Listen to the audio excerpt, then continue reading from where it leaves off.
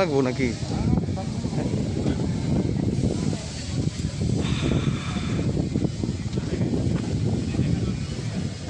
এবার সাংবাদিক উঠবো, মন্ত্রী উঠবো।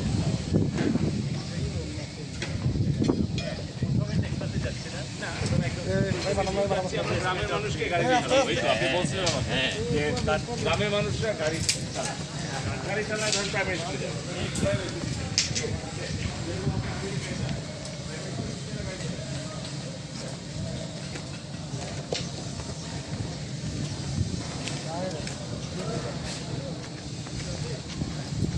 ভাই